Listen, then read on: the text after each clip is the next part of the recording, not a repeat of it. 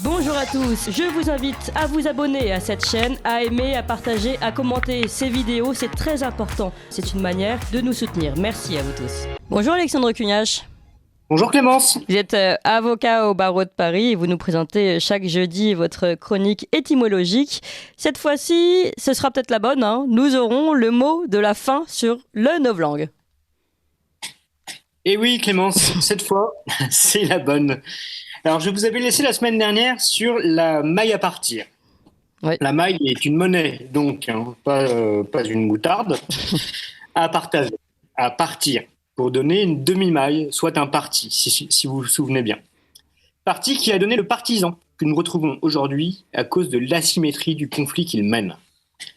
Je m'explique.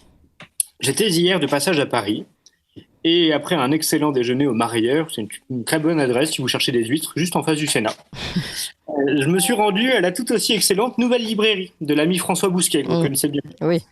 Où, outre les, je suppose très bons, parce que je ne les ai pas encore lus, livres d'Olivier Molin, Guillaume Travers et Thomas Clavel, j'ai trouvé un anonyme gouverné par le chaos, qui commence par une très intéressante analyse du 84 d'Orwell, et plus particulièrement de la figure de Big Brother.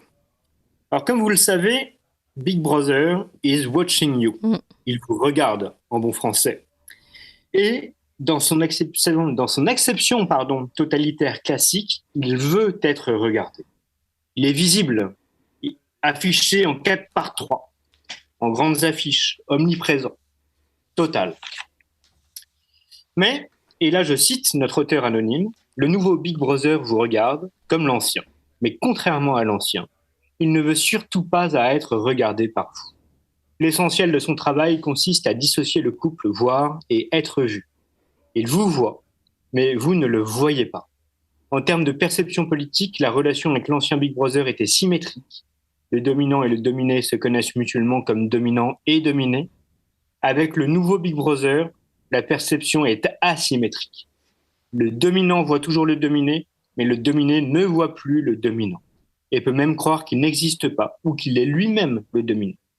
Le nouveau Big Brother démocratique en est d'autant plus puissant et totalitaire. Un pouvoir invisible sera toujours plus envahissant qu'un pouvoir visible. Fin de citation. C'est Clémence, vous vous en rappelez, la fameuse ruse du diable que de faire croire qu'il n'existe pas. Vous l'avez compris, il est omniprésent, mais insaisissable. Sa périphérie est partout et son centre nulle part, pour paraphraser Pascal. Il faut le voir sans le voir. Comme une vitre, il est transparent à tout. Et vous me voyez venir, car le propre du totalitarisme, c'est le culte de la transparence. Mais après tout, ma bonne dame, je n'ai rien à cacher. Alors pourquoi ne pas tout montrer ? Je dois voir et ne pas voir. C'est la double pensée chez Orwell, qui est le corollaire du novlangue. Je peux penser une chose et, en même temps, son contraire. Voir 4 doigts et en même temps 5. Pour Hannah Arendt, dans le système totalitaire, c'est la marque d'un tel système, justement, que de faire coexister en même temps une vérité et une autre, sachant que les principes logiques d'identité et de tiers exclus imposent que si A est dans B et B est dans A, alors A est B et B ne peut pas être différent de A. Qu'ainsi, deux vérités opposées ne peuvent exister en même temps, sauf à devenir fou ou à exercer la double pensée. Ce phénomène omniprésent qui ne se montre jamais comme ce qu'il est s'appelle propagande, qui n'existe que si elle est russe, ma bonne dame, et qui en réalité se doit d'être invisible pour être efficace, être transparente, être l'émanation du gouvernement invisible dont parlait déjà Édouard Bernays, l'inventeur de la publicité moderne, neveu de Freud et auteur du célèbre Propaganda en 1928.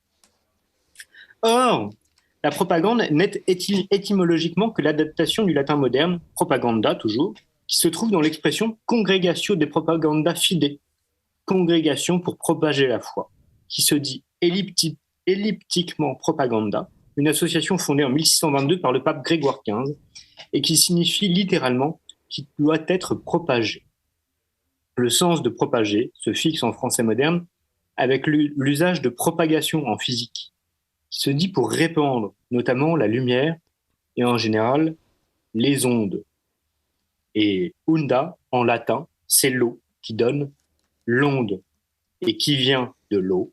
Abunda, l'abondance. Abondance dont le sieur Macron a décrété la fin, comme s'il en disposait.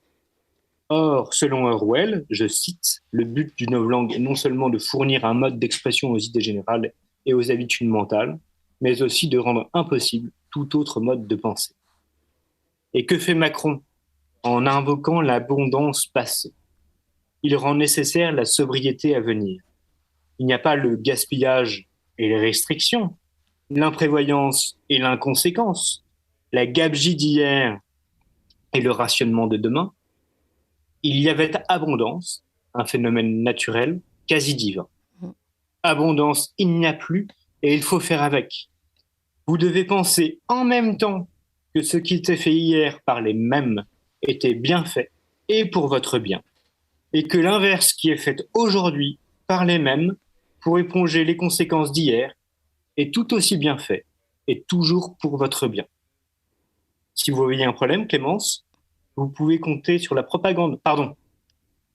pédagogie. Répétez avec moi, la pédagogie de notre bon gouvernement pour vous faire comprendre que 2 et 2 font 4 et en même temps font 5.